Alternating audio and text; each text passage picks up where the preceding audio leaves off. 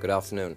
Tomorrow, Charlton Athletic travel to Plymouth for a game which could eventually play an important part in deciding who gets promotion from Division 3. Because after years in the doldrums, Charlton Athletic are now back in the race for honours. And here to tell me what that means to the club and, in fact, the whole community of South East London is Charlton's General Manager, Rodney Stone.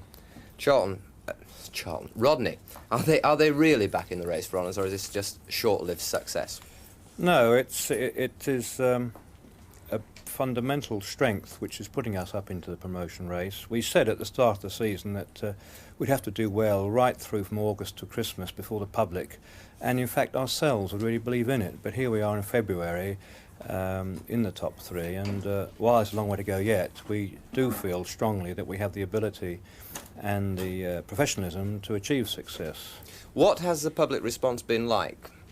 Very good indeed. We've found that for many, many years, as you say, we've been in the doldrums, but there's always been an inbuilt goodwill for Charlton. The public in the area, and in fact London generally, are desperately keen for us to do well. And we saw this when we played Crystal Palace and had 26,000 people there. The atmosphere is marvellous, the press is giving us a very good support, and the whole area is buzzing. I've got a theory about this, that the clubs often mirror the life of the community. You may remember a few years ago you had the AI shut down at Woolwich and Greenwich, you had the Woolwich Arsenal closure, and it seems that there was a low ebb in the affairs of the borough and the area then, and with the club. Now the area is starting to get new industry in, starting to buzz again, and strangely enough there's a parallel between that and the club.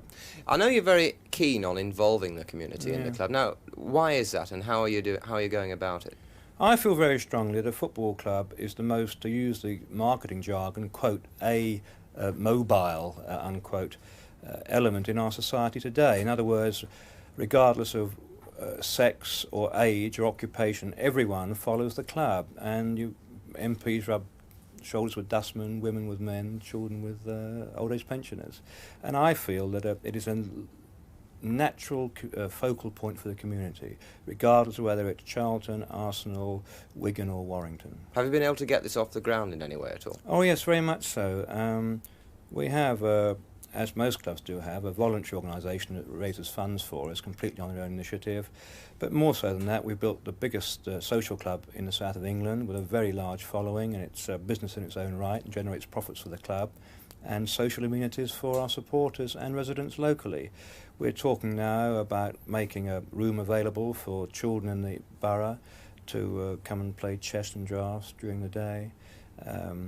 Also, of course, on a more commercial basis, we utilise our ground, which is a natural amphitheatre, for things like pop concerts, religious conventions. We're even trying to do a Sun and Lumiere there, eventually. Really?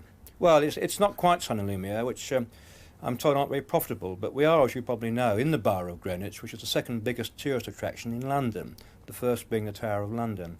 At Greenwich is, of course, the Cutty Sark, the Naval College, the Observatory. And what happens at the moment is the tourists come down from central London, go around all these things, and go back. And miss out Charlton Athletic. Oh, quite. The biggest attraction of all, let's face it. But so the idea is to not buy tartan track and these sort of things. They're very good, but they cost £250,000, and the players don't like them on the whole.